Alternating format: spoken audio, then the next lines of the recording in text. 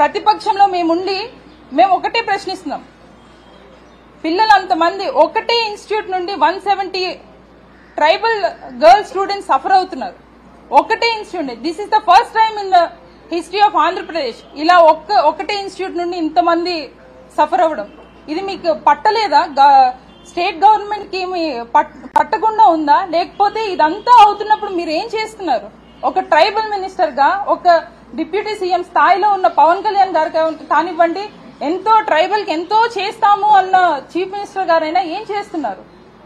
కనీసం హాస్పిటల్కి వచ్చి కలవడం కానీ, లేకపోతే ఇట్లా జరిగిన తర్వాత ఒక రివ్యూ మీటింగ్ పెట్టుకోవడం కానీ, ఇట్లాంటివి ఏమీ చేయకుండా అది కేవలం వాళ్ళ పర్సనల్ హైజీన్ వల్లనే, లేకపోవడం వల్లనే ఇదంతా అయ్యింది అని చెప్పేసి బయట కవరింగ్ ఇవ్వడం అనేది నిజంగా బాధాకరం.